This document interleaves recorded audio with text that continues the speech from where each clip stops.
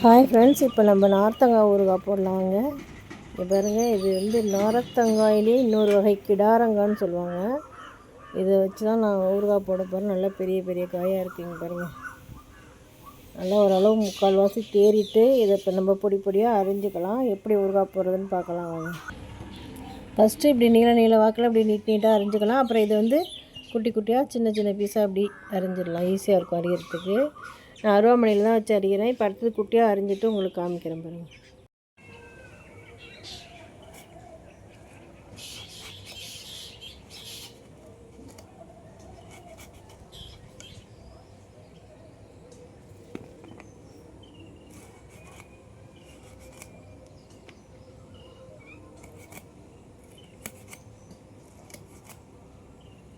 இந்த பாருங்கள், இந்த சைஸில் அரிஞ்சால் போதும். ஒவ்வொரு பீஸு இவ்வளோ சைஸு இந்த மாதிரி அரிஞ்சு எடுத்துக்கலாம்.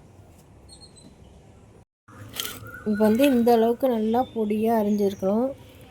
கட் பண்ணி கத்தியில் கூட உங்களுக்கு எப்படி வசதியாக அப்படி கட் பண்ணிக்கிங்க. 2 காய் இங்கே பாருங்கள் இவ்வளோ வந்திருக்கு. இப்போ இதுக்கு நம்ம வெந்தயம் ஜீரகம்லாம் பொரித்து வச்சுட்டு ஊறுகாய் தாளிக்கலாம். இப்போ நம்ம இதுக்கு வந்து தேவையான அளவுக்கு ஒரு வெந்தயம் பொரிச்சுக்கலாம்.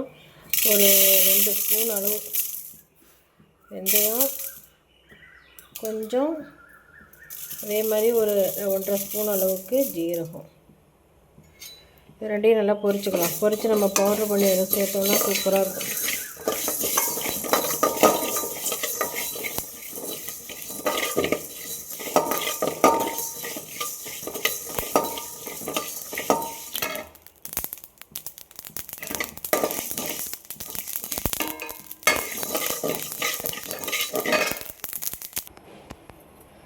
இப்போ நம்ம தேவையான அளவுக்கு ஆயில் சேர்த்துக்கலாம்.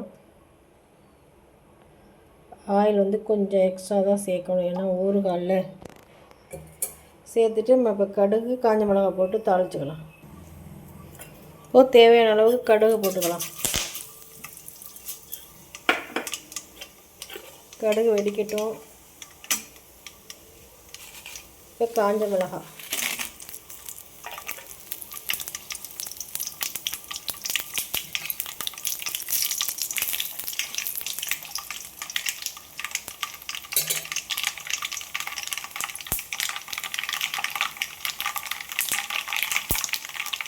கடுகு நல்லா பொரியணும்.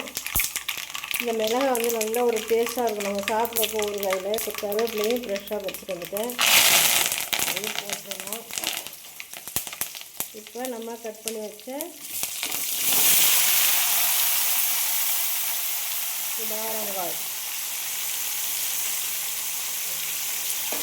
போட்டு நல்லா அப்படியே வதக்க வேண்டியதுதான். இது இப்படியே இந்த எண்ணெயிலே தான் வேகணும். தண்ணியெல்லாம் கண்டிப்பாக சேர்க்கவே கூடாது. நம்ம கழுவி ஈரலாமல் தொடச்சி தான் கட் பண்ணியிருக்கோம்.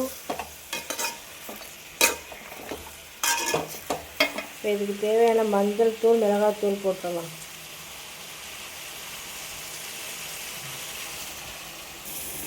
கொஞ்சம் மிளகாத்தூள், மஞ்சள் தூள், உப்பு எடுத்து வச்சுருக்கேன், எல்லாத்தையும் சேர்த்துடலாம். மஞ்சள் தூள், மிளகாய்த்தூள், தனி மிளகாய்த்தூள், அப்புறம் வந்து சால்ட்டு. கல் உப்பும் போடலாம், நான் சால்ட்டு தான் போடுறான்னா. கல் உப்பு போட்டாலும் கரைஞ்சிறதுல தான் நமக்கு வந்து ஈரம் இருக்குல்ல.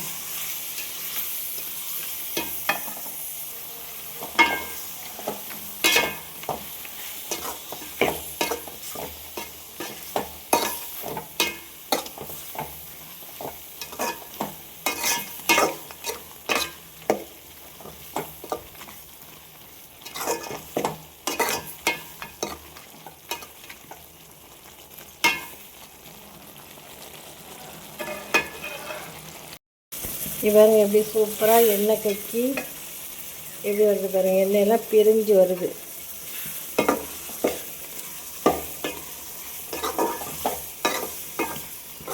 நம்ம ஊற்றின எண்ணெயெல்லாம் அப்படியே வெளியில் வந்துடும். பார்க்கும்போதே எவ்வளோ சூப்பராக இருக்குது பாருங்கள். அது தயிர் சாதம், சாம்பார் சாதம், ரசம் எல்லாத்துக்கும் சூப்பராக இருக்கும். பழைய சாதம்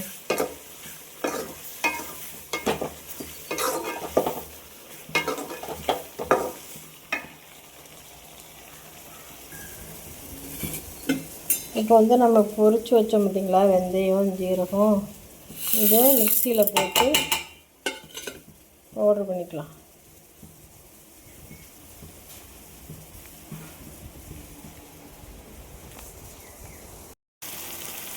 இப்போ வந்து நம்ம பவுட்ரு பண்ணி வச்சுருக்கோம் பார்த்திங்களா, அந்த பவுட்ரு அதையும் கலந்துடலாம்.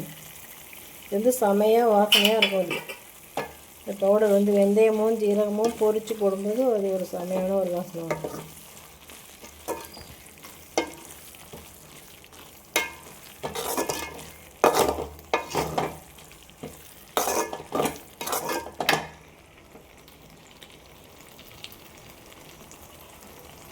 இப்போ வந்து இதுக்கு ஒரு முக்கியமான ஐட்டம் போடணும். அது வந்து வெல்லம் தான் போடணும். ஆனால் என்கிட்ட இப்போ வெல்லம் இல்லை. நான் அதனால் கொஞ்சம் சர்க்கரை போட்டுக்கிறேன். நீங்கள் கண்டிப்பாக செய்கிறதா இருந்தால் வெல்லம் போடுங்க.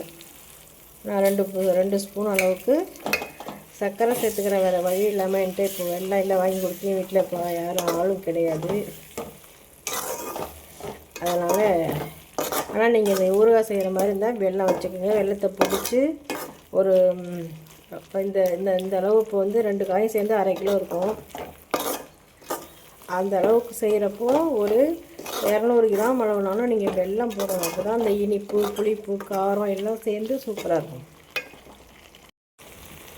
இப்போ வந்து வேறு கலர் மாறிட்டு வந்து பாருங்கள். முன்னாடி இருந்த கலருக்கும் இப்போ வந்து ஒரு ரெட்டாக வருது பாருங்கள்.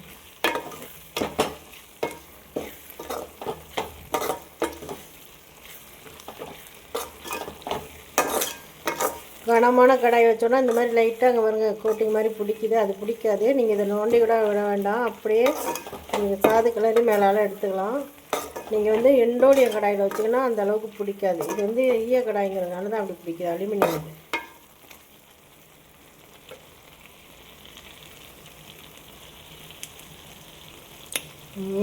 செமையாக இருக்குது.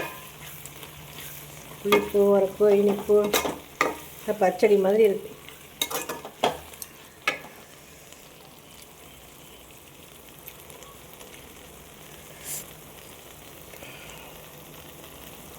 உப்பு கொஞ்சம் கம்மியாக தெரியுது. இன்னும் கொஞ்சம் உப்பு போட்டுக்கலாம். நான் ஊறுகாய்னாலே உப்பு தானே. உப்பு கரெக்டாக போட்டால் தான் ரொம்ப நாளைக்கு வரும், எட்டு போகாமல் இருக்கு.